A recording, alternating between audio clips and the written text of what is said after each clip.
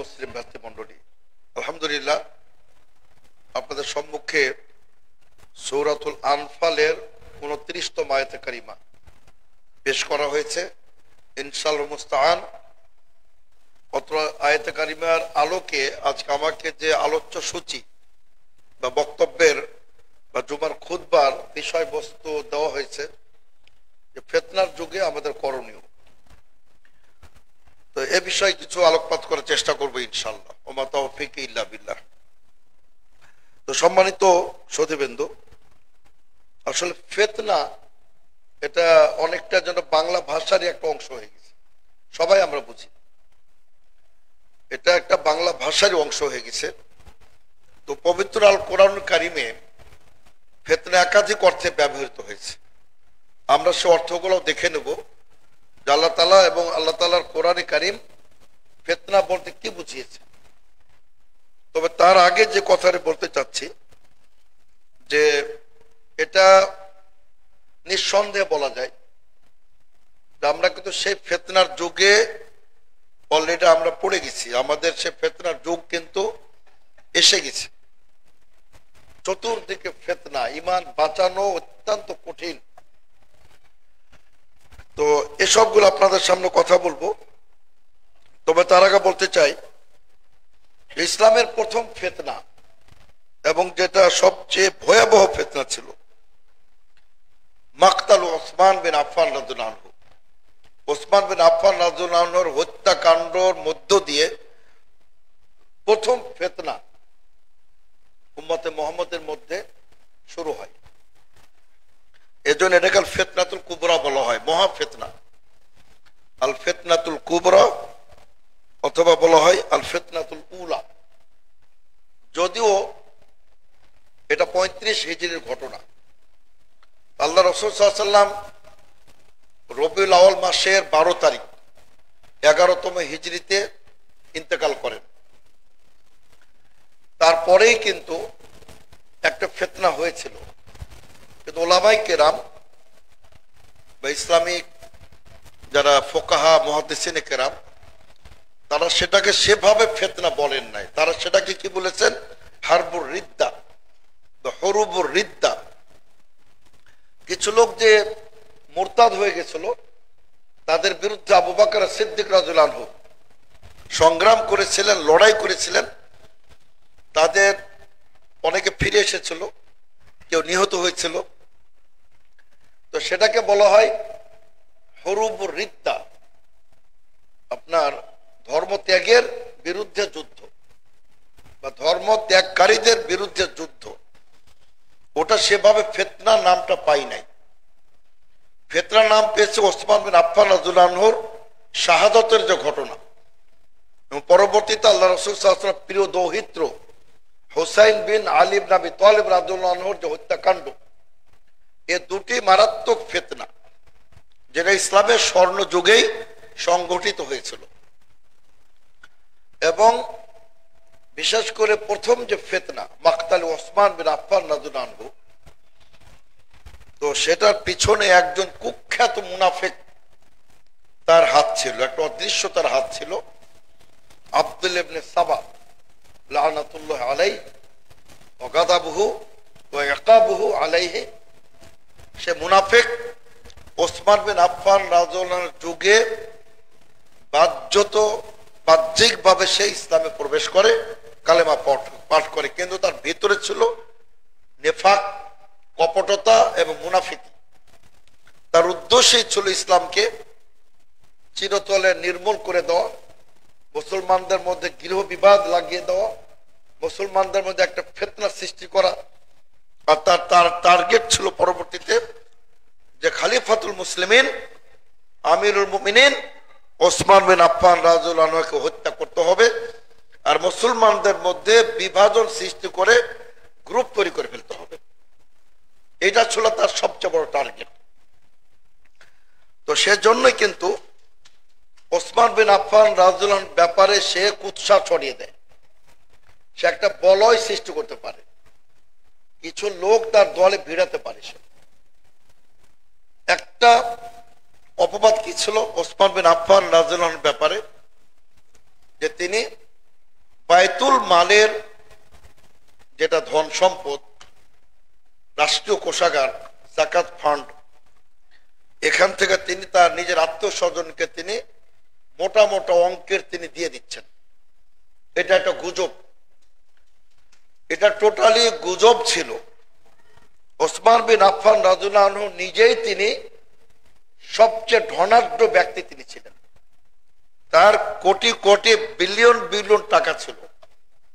তিনি ছিলেন অত্যন্ত নরম দিলের মানুষ।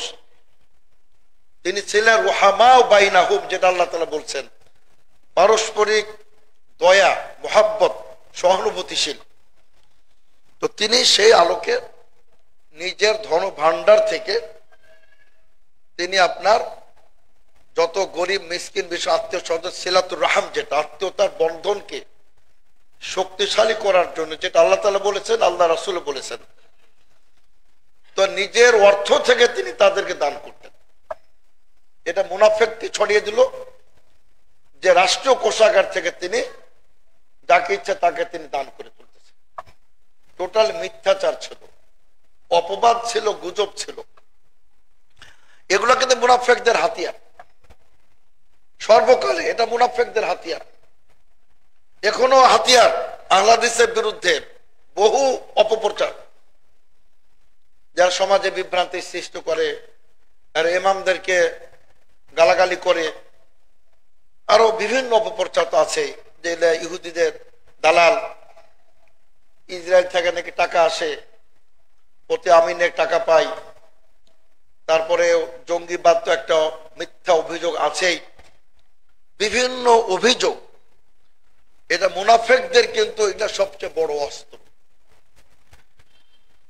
এবং আরেকটু গুজব ছড়ালো যে তিনি ক্ষমতার বড় বড় পদে, মসনদে নিজের আত্মীয় স্বজনকে তিনি বসালেন। এটা একটা অপবাদ ছিল। তার বিশাল পরিবার, তিনি দেখেছিলেন যে আমার পরিবারে যারা যোগ্য, আমার পরিবারের কারণে আমি যদি তাদেরকে বঞ্চিত করি, তাদের প্রতি অবিচার করা হবে।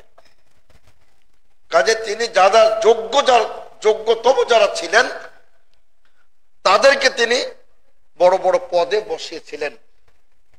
যোগ্যতা থাকার পরেও অযোগ্য কাউকে তিনি বসান নাই। তিনি এই দৃষ্টিকোণ তিনি ভেবেছিলেন এরা যোগ্য, সৎ, আমানতদার, আমার পরিবারের সদস্য, আমার আত্মীয়, এ কারণে আমি তাদের বাদ দেব, তাদের প্রতি অবিচার করা হবে। কিন্তু গুজব ছড়িয়ে দিল বিভিন্ন ভাবে, তো সেখানে জনগণ উত্তেজিত হলো, তাকে আপনার হত্যা করে ফেললো। ওই রক্তের দাগ, সুবহানাল্লাহ, তার মুসহাফে, তার কোরআন মাজিদে আপনার রক্তের দাগও পড়ে গেছে। তিনি কোরআন মাজিদ পড়া অবস্থায়, আর তিনি বলেছিলেন যে আমি বিশ্ব নবীর হাদিস বর্ণনা করে তোমরা শোনো, কোন মুসলিমকে তিনটি অপরাধ করা ব্যতিরেকে কোনো কারণে হত্যা করা যাবে না। একটি ছিল যে কতাল বিল কতাল, হত্যা করলে হত্যা করতে হবে, প্রতিশোধ। আমি কাউকে হত্যা করি নাই। আরেকটি হলো যে ইরতিদাদ, মুরতাদ, ধর্মত্যাগ। আমি এখনো ধর্মত্যাগ করি নাই, আমি সেই ইমানের উপরে অটুট আছি।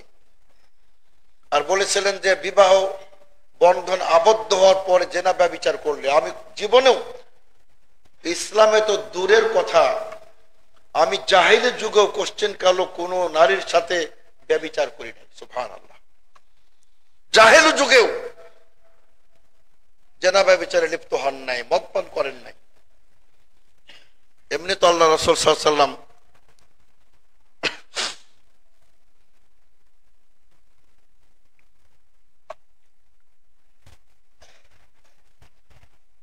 তার মতো, তাকে যুন্নুরাইন বলা হয়, দুইজন কন্যা আল্লাহ রাসূল সাল্লাল্লাহু আলাইহি ওয়াসাল্লাম তাকে বিবাহের জন্য নির্বাচন করেছিলেন। তো তাকেও কিন্তু এই মুনাফিকরা হত্যা করে। এটা ছিল ইসলামের সবচেয়ে বড় ফিতনা, সবচেয়ে বড় ফিতনা ছিল এগুলা। তো সেজন্যই আর সেখান থেকে কিন্তু আলী রাদিয়াল্লাহু আনহু এবং মুয়াবিয়ার মধ্যে যুদ্ধ লড়াই সব কিন্তু সেখান থেকে সূত্রপাত। কেউ না আপনি বিচার করবেন না।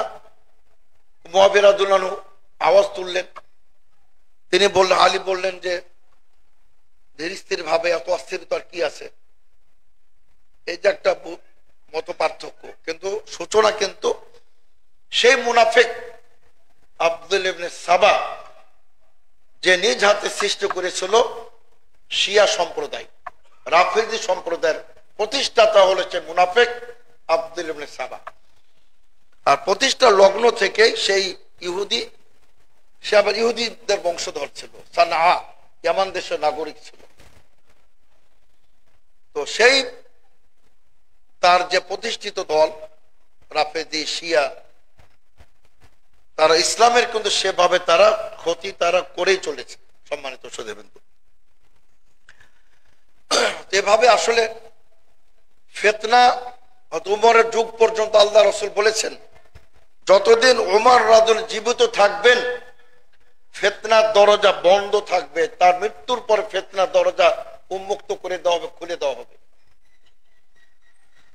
এবং তারপরও কিছু কিছু ফিতনা, কিন্তু কিয়ামতের আগে আবার ফিতনা মারাত্মক আকার ধারণ করবে, ফিতনা মারাত্মক আকার ধারণ করবে। তো এবার আমরা ফিতনা কাকে বলে কোরআন ও সুন্নাহর আলোকে আমরা এটা একটু আলোচনা করতে চাই। যে ফিতনা বিভিন্ন অর্থে আল কোরআনে আল্লাহ রাব্বুল আলামিন বিভিন্ন অর্থে ব্যবহার করেছেন। একটা হলো যে আপনার এই ফিতনা মানে সবচেয়ে যেটা মানে গ্রহণযোগ্য আর মারাত্মক ফিতনা যেটা, সেটা হলো কি শিরক বিল্লাহ, আল্লাহর সাথে অংশীদারিত্ব স্থাপন করা, শিরক করে, এটা হলো সবচেয়ে বড় ফিতনা। যেমন আল্লাহ তাআলা কি বলেন, ওয়াকাতিলুহুম হাত্তা লা তাকুনা ফিতনা, তাদের সাথে সংগ্রাম করো, তাদের বিরুদ্ধে লড়াই করো, জিহাদ করো, পত্তলিকদের বিরুদ্ধে, কাফেরদের বিরুদ্ধে, যতক্ষণ পর্যন্ত আল্লাহর জমিনে কোনো শিরক না থাকে, আল্লাহর জমিনে পত্তলিকতা না থাকে, কুফরি না থাকে।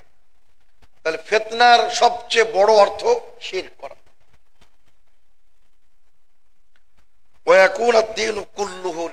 সারা সমস্ত দিন যেন, সারা পৃথিবীটা যেন আল্লাহর দ্বীনের জন্য প্রতিষ্ঠিত হয়ে যায়, এটা হচ্ছে আপনার সর্বপ্রথম অর্থ। ফিতনা মানে শিরক। আপনার 2 নম্বর হচ্ছে ফিতনা বলা হয় শাস্তি, আযাব, এটা হল ফিতনা। এটা আপনার আপনি পড়বেন, যুকু ফিতনাতাকুম, আল্লাহ তাআলা বলবেন যুকু ফিতনাতাকুম, তোমরা তোমাদের আযাব এখন তোমরা ভক্ষণ করো, আযাবের স্বাদ তোমরা গ্রহণ করো, শাস্তি পেতে তোমাদের পেতেই হবে। যুকু ফিতনাতাকুম মানে আযাবাকুম। এবং আপনারা সূরা আল বুরুজে পড়েছেন যে সমস্ত মুসলিমদেরকে মানে আপনার জ্বলন্ত অগ্নিকাণ্ডে নিক্ষিপ্ত করা হয়েছিল। সূরাতুল বুরুজের ঘটনা পড়ে দেখবেন, এখানে আল্লাহ কি বলছেন, ইন্নাল্লাযীনা ফাতানুল মুমিনিনা ওয়াল মুমিনাত, ফাতানু মানে আযাবু, যারা মুমিনদেরকে কষ্ট দিয়েছিল, নির্যাতন করেছিল, সুম্মা লাম ইয়াতুবু, অথবা তওবা করে না, আল্লাহ বলছে ফালাহুম আযাবু জাহান্নাম, তাদের জন্য জাহান্নামের আযাব এবং অগ্নিদগ্ধ জ্বলন্ত আগুনের তাদের পোড়ানো হবে শাস্তি স্বরূপ। তাহলে দেখেন ফিতনা মানে আযাব।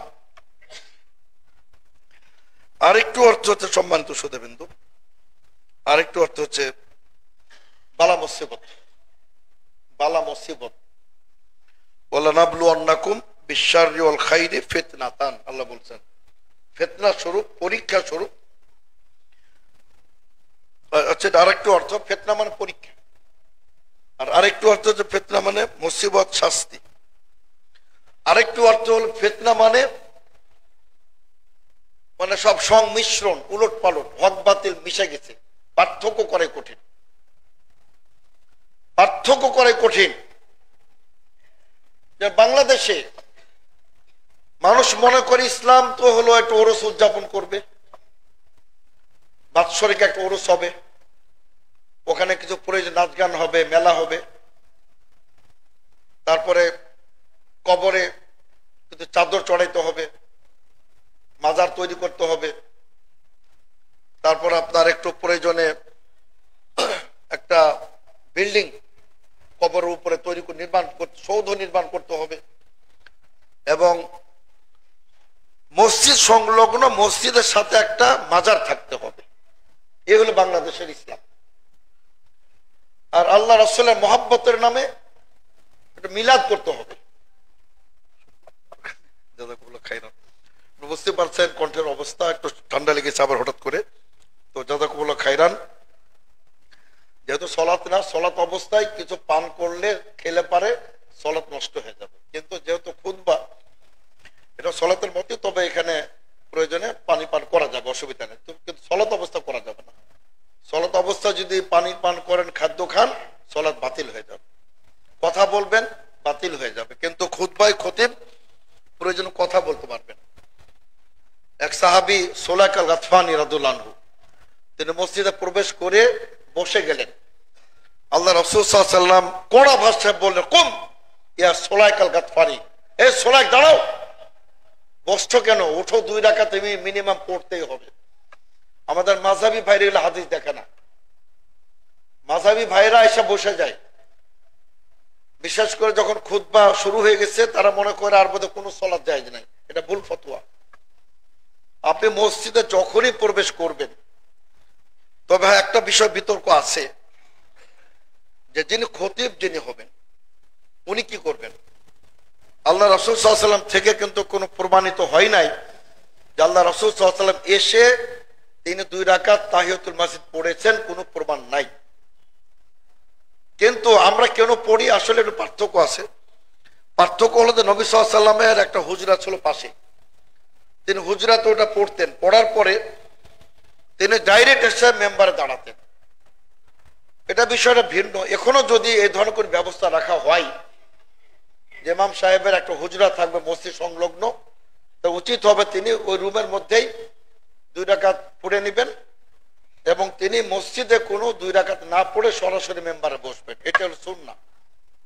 আমরা কেন পড়ি, যেহেতু আমরা তো আসি দূর থেকে, আমাদের তো ভাবে হুজরা নাই, কিন্তু হুজরা থাকলে, ব্যবস্থা থাকলে উচিত হবে ইমাম সাহেবের যে তিনি মসজিদে কোনো 2 রাকাত সালাত আদায় করবেন না। শুকরান।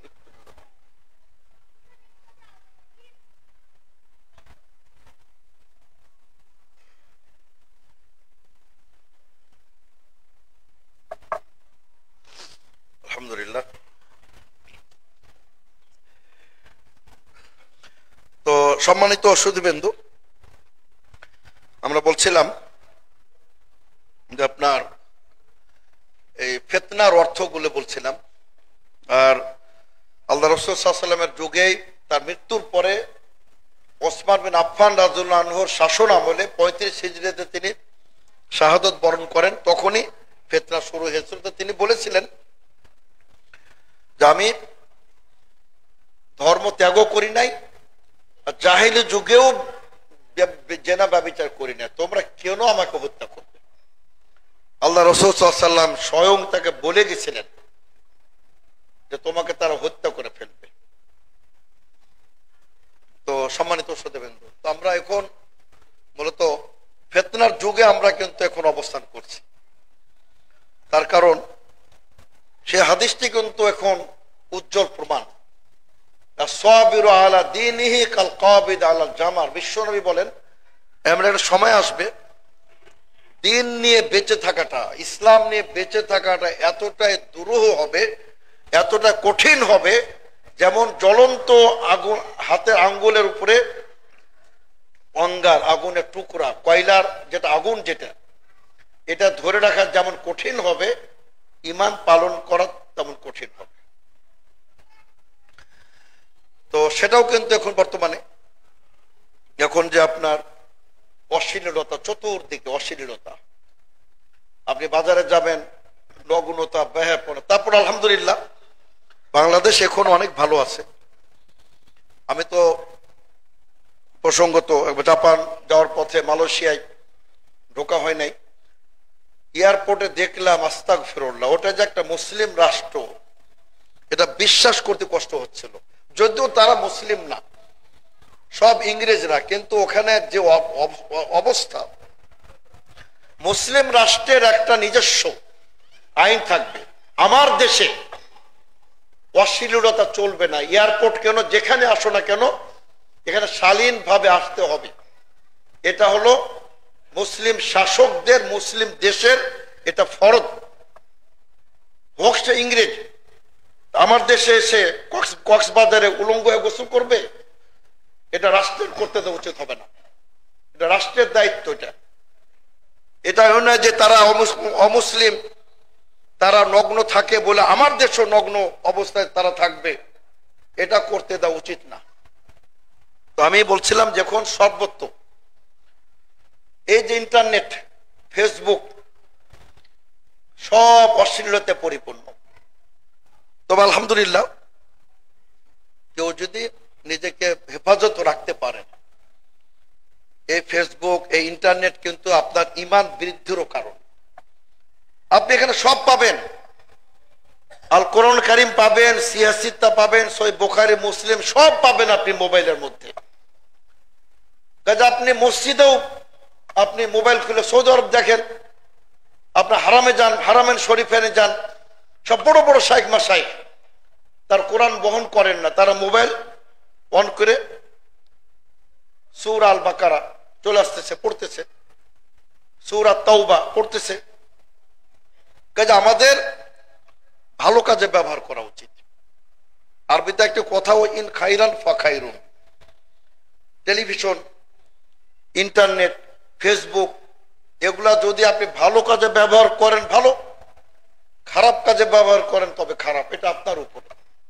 তবে অবশ্যই যুবকদের প্রতি আমাদের নিয়ন্ত্রণ থাকতে হবে, ছাত্রদের প্রতি আমাদের নিয়ন্ত্রণ থাকতে হবে। তাদের ওই বয়সটা তাদের নষ্ট হওয়ার কিন্তু একটা সবচেয়ে মারাত্মক একটা রিস্কি আছে সে বয়সে। এজন্য আপনার সেটা একটা ভিন্ন কথা। অবশ্যই ছেলেদেরকে, স্টুডেন্ট উঠতি বয়সের যারা, তাদেরকে ওভাবে তাদের হাতে মোবাইল দেওয়া ঠিক হবে না। এখন মনে করেন যে সবকিছুই কিন্তু এই জামানায় পর্নোগ্রাফি, নাউজুবিল্লাহ, এটা আপনার 1 মিনিটেরও সময় লাগবে না। আপনি টাকা দিয়ে এমবি কিনেছেন,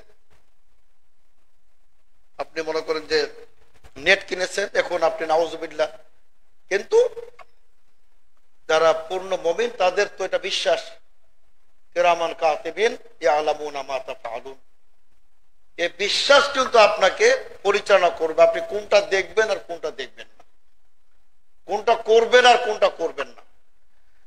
এই জন্য আমাদের এই ফিতনার যুগে ঈমানকে রক্ষা করাটা খুব কঠিন। তার যেটা বলছিলাম, এক কথা অন্য কথাও চলে যাচ্ছে, মানে যদিও সেটা কিছুটা লঙ্ঘন হচ্ছে আইনের। সেটা হচ্ছে যে যেটা বলছিলাম যে আপনার ফিতনার একটি অর্থ হলো উলট পালট। আপনি জনগণ বুঝতে পারবে না যে কোনটা সঠিক। এত বড় জুব্বা আর এত সুর, সুললিত কণ্ঠ, কোকিল কণ্ঠের মতো আওয়াজ, আর শিরকের আহ্বান করে, মাজার পূজার প্রচার করতেছে, আল্লাহর ধন মোহাম্মদকে দিয়ে আল্লাহ গেছেন গায়েব হইয়া, আর মোহাম্মদের ধন খাজাকে দিয়ে খাজা বাবা শুয়ে রয়েছে আজমিরে, কেউ ফিরে না খালি হাতে, খাজা বাবার তোমার দরবার হতো। তো জনগণ তো বিভ্রান্ত হবে। এজন্যই তো আসলে আলেমের বিভ্রান্তি মানে পুরো কওমের বিভ্রান্তি। এজন্য আল্লাহ রাসূল সাল্লাল্লাহু আলাইহি ওয়াসাল্লাম তিনি ক্লিয়ার বলেছেন যে আমি দাজ্জালের চেয়ে মারাত্মক ভয় করি এই শ্রেণীর আলেমকে, যারা আল আইমাতুল মুদিল্লুন, যারা পথভ্রষ্টকারী ইমাম, পথভ্রষ্টকারী বক্তা, যারা এদেরকে আমি দাজ্জালের চেয়ে ভয়ঙ্কর মনে করি। তার কারণ দাজ্জাল কোন মুমিনকে বিভ্রান্ত করতে পারবে না, মুমিনের ঈমান আরো বেড়ে যাবে। কিন্তু অনেক মুমিন এদের এক একটা বক্তব্য শুনে কেউ কবর পূজার দলে ভিড়তেছে, কেউ বেদাত করতেছে, এটা ওদের ফিতনা, যে হক বাতিলের মিশ্রণ, কোনটা সঠিক আর কোনটা ডুপ্লিকেট, কোনটা ইমান বিধ্বংসী আর কোনটা ইমানকে শক্তিশালী করতেছে, এই জ্ঞান কিন্তু থাকতেছে না মনে করেন। তো এগুলা কিন্তু সবই ফিতনা। তো এখন সম্মানিত সুধীবৃন্দ, এখন আমাদের এই ফিতনার যুগে আমাদের কি করণীয় এ সম্পর্কে আমি আপনাদের সামনে যে কথাটা বলতে চাই। তো কোরআন ও সুন্নাহর আলোকে আমি আপনাদেরকে বলতে চাই, 5টি যদি আমরা করণীয় নির্ধারণ করি, ইনশাল্লাহ আমরা সফল হয়ে যাব ইনশাল্লাহ। 5টি, বেশি না, বলতে গেলে তো অনেক বলা যায়। 5টি মৌলিক নীতিমালা, 5টি বেসিক মূল আমল যদি আমরা করি, ইনশাল্লাহ আল্লাহ তাআলা আমরা আমাদের ফিতনার যুগও তিনি আমাদের রক্ষা করবেন ইনশাল্লাহ। একটা হলো আল্লাহকে ভয় করতে হবে, তাকওয়াল্লাহ ফিস সিররি ওয়াল আলান, গোপনে প্রকাশ্যে। ইত্তাকিল্লাহ হাইসুমা কুনতা, আল্লাহ রাসূল সাল্লাল্লাহু আলাইহি ওয়াসাল্লাম বলেন, পৃথিবীর যেখানেই থাকো না কেন আল্লাহকে ভয় করো। হাইসুমা কুনতা, পৃথিবীর যেখানে থাকো না কেন। কারণ মসজিদ আসলে খুব বড় মুত্তাকি আপনি, আর বাইরে গেলে তাদের চোখ খারাপ, তাহলে আপনি কিন্তু মুত্তাকি হলেন না। বাংলাদেশে খুব মুত্তাকি, ইউরোপ, আমেরিকা, থাইল্যান্ডে গিয়ে লিপ্ত হয়ে গেলেন তাদের সাথে, এটা কিন্তু না। হাইথুমা কুনতা, যেখানে থাকেন না কেন আপনার তাকওয়ার বহিঃপ্রকাশ ঘটাতে হবে। তো আল্লাহ তাআলা ক্লিয়ার বলে দিয়েছেন, যেটা বলছিলাম যে ফিতনার যুগ মানে উলট পালট। একজন এমন বক্তব্য দিবে কোরআনের মর্যাদা, আপনি বুঝতে পারবেন না সে কত বড় শয়তান, কত বড় ইবলিস। ও কোরআনের মর্যাদা বুঝাতে গিয়ে রাসূলের সুন্নাহর মানহানি করতেছে, যে সুন্নাহর প্রয়োজন কি, কেন কোরআন নাই? এই ভবিষ্যৎ বাণী তো আল্লাহ রাসূল দিয়ে গেছেন। ইউশিকু বলেছেন, অচিরেই কিছু লোক বের হবে, সোফা সিংহাসনে বসবে। দেখুন আমার আপনার নবী সাল্লাল্লাহু আলাইহি ওয়াসাল্লাম যে কত সত্যবাদী, সুবহানাল্লাহ। তিনি একটা বাক্য বলেছেন, এই তথাকথিত যারা আহলে কোরআন বলে নিজেদেরকে, এরা তো হাদিস অস্বীকারী, এরা আহলে কোরআন। আহলে কোরআন আমরা, ফাউতিরু ইয়া আহলাল কোরআন, আল্লাহ রাসূল বলেন সাল্লাল্লাহু আলাইহি ওয়াসাল্লাম, হে আহলে কোরআন তোমরা সালাতুল ফিতর আদায় করো। তো প্রকৃত অর্থে আমরাই আহলুল কোরআন এবং আমরাই আহলুল হাদিস। তো আপনার তারা হলো একেবারে হাদিস অস্বীকারী।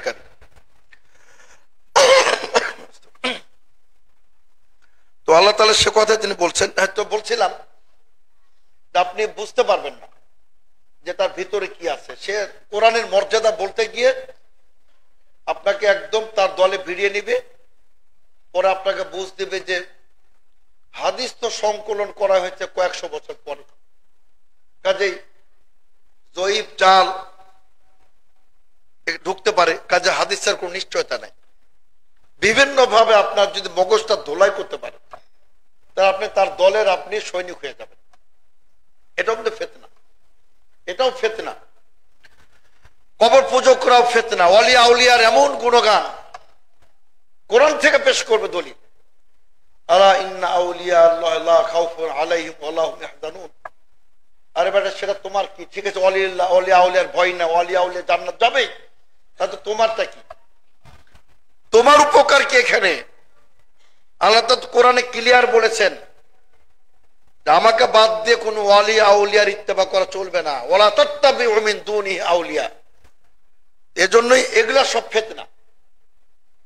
যে কোনটা সঠিক মনে করবেন, জনগণ তো বলে ভাই আপনার আলেম ওলামা লড়াই করতেছেন, আমি কোন দিকে যাব? এটাই ফিতনা, এটাই ফিতনা। কিন্তু আল্লাহ তাআলা আপনাকে তো একটা জ্ঞান দিয়েছেন, বিবেক দিয়েছেন, আপনাকে পার্থক্য বুঝতে হবে। আপনি শুধু দলিলটা চান, দেখবেন যে তার লেজ গুটিয়ে পালিয়ে যাবে। ওই যে একজন তো বলে যে মিলাদ এটা কোনো দলিল নাই, বিনা দলিলে এটা নাকি ফরজ, নাউযুবিল্লাহ। এবং বলে যে শবে বরাত লাইলাতুল কদরের চেয়ে 100 গুণ না 1 কোটি গুণ নাকি বেশি মর্যাদা, নাউযুবিল্লাহ। ও ওকে খালি বলেন যে বেয়াদব, একটা তুমি জয়ীফ হাদিস চলে দাও, সহি তো দূরের কথা, একটা জয়ীফ হাদিস দাও যে লাইলাতুল কদরের চেয়ে লাইলাতুল নিসফে মিন শাবান, শবে বরাতের রাত্রি উত্তম একটি তুমি জয়ীফ হাদিস দাও, দূরের সহি তো দূরের কথা। দলিল চাইবেন, দেখবেন যে সব লেজ গুটিয়ে পড়াই যাবে। এজন্য আল্লাহ তাআলা কি বলছে, ফাসআলু আহলা যিকরি ইন কুনতুম লা তা'লামুন বিল বাইয়িনাত ওয়াজ জুবুর। আল্লাহ বলছেন আহলে জিকিরকে জিজ্ঞেস করো, বিদ্বানদের জিজ্ঞেস করো, কিন্তু কি সহকারে? দলিল সহকারে। আপনি বলেন যে আপনার দলিল কোথায়?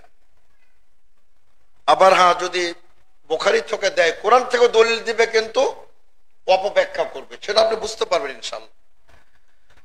এই জন্য বলছিলাম সম্মানিত শ্রোতাবৃন্দ, যে আপনার এই পীরবাদ বলেন, এই কবর পূজা বলেন, মাজার পূজা বলেন, আর আল্লাহ রাসূলের মহব্বতের নামে মিলাদ বলেন, আল্লাহ রাসূলের মহব্বতের নামে কিয়াম বলেন, আর পিতামাতার প্রতি মহব্বতের নামে কুলখানি বলেন।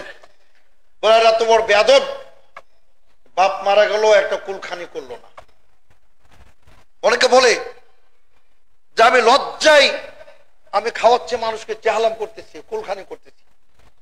ইন্নাল্লাহা লা ইস্তাহি মিনাল হক, আল্লাহ বলছে, আল্লাহ তাআলা হক বলতে দ্বিধা করেন না। সুতরাং নিঃসংকোচে বলবেন তোমার চেয়ে আমি আমার পিতাকে বেশি ভালোবাসি বলেই আমি কুলখানি করতে পারি না, আমি চেহালাম করতে পারি না। কেন? আমি আমার আব্বাকে বেশি ভালোবাসি, যেহেতু রাসূল করেন নাই।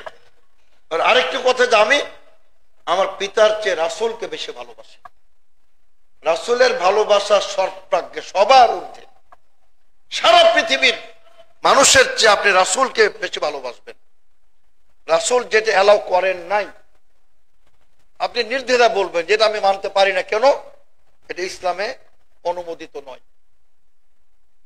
তাহলে আপনি ইনশাআল্লাহ আপনার ঈমান নিয়ে আপনি সতর্ক বেঁচে থাকবেন ইনশাআল্লাহ। তা আমি বলছিলাম সম্মানিত শ্রোতাবৃন্দ, আমাদের প্রথম করণীয় তাকওয়া অবলম্বন করতে হবে, আল্লাহকে ভয় করবেন। আল্লাহ তাআলা আপনাকে একটা গ্যারান্টি দিয়েছেন, তুমি যদি আমাকে ভয় করো, আল্লাহ বলছেন হে বিশ্বাসীগণ, ইন তাত্তাকুল্লাহ, আল্লাহকে যদি ভয় করে, ইয়াজআল লাকুম ফুরকানান, তিনি তোমাদেরকে ফুরকান দান করে দেবেন। সুবহানাল্লাহ। ফুরকান মানে মানদণ্ড।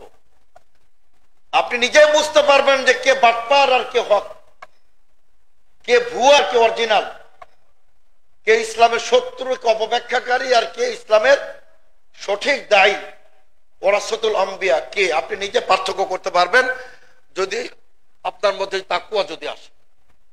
এটা আল্লাহ তাআলা বলছেন, ইয়াজআল লাকুম ফুরকানান, তিনি তোমাদেরকে হক বাতিলের মানদণ্ড দিয়ে দিবেন। ওয়া ইউকাফির আনকুম সাইয়্যাতিকুম, আর তোমাদের সকল তোমাদের পদস্খলন যেগুলো ঘটেছে, ত্রুটি, অন্যায়, তিনি সব নিশ্চিহ্ন করে দিবেন। ওয়া ইয়াগফির লাকুম, আর তিনি তোমাদেরকে ক্ষমা করে দিবেন। আল্লাহু যুল ফাদলিল আযীম, আল্লাহ তাআলা মহা অনুগ্রহশীল। আল্লাহ তাআলা মহা অনুগ্রহশীল, এটা কিন্তু আমাদের একটা মৌলিক আকীদা। আল্লাহ তাআলার অনুগ্রহ না হলে আমরা কবে ধ্বংস হয়ে যেতাম। এই যে আমরা টিকে আছি এত পাপের পরে, এটা আল্লাহর অনুগ্রহ। তার কারণ আপনি আজকে একটা অন্যায় করলেন, নাউযুবিল্লাহ, দুদিন পরে আপনি অনুশোচনা করে আবার হক পথে ফিরে আসবেন, এটাও একটা আল্লাহর অনুগ্রহ। তিনি আপনাকে সুযোগ দিচ্ছেন। তো এটা আল্লাহ তাআলা বলছেন যে আল্লাহ তাআলা চরম অনুগ্রহশীল। তা আমাদের প্রথম করণীয় যে আমরা আল্লাহকে ভয় করব ফিতনার যুগে। আর দ্বিতীয় করণীয় হচ্ছে, দেখুন, বেশি বেশি ইবাদতে লিপ্ত থাকবেন। আল্লাহ রাসূল সাল্লাল্লাহু আলাইহি ওয়াসাল্লাম বলেন, আল ইবাদাতু ফিল হারজি কা হিজরাতিন ইলাইয়া, সহিহ মুসলিমের হাদিস। আল্লাহ রাসূল সাল্লাল্লাহু আলাইহি ওয়াসাল্লাম বলেন যে ফিতনার যুগে, মুজামা তবরানীতে ফিতনা শব্দ আছে, ইবাদাতু ফিল ফিতনা, তাহলে আরো ক্লিয়ার হয়ে গেল।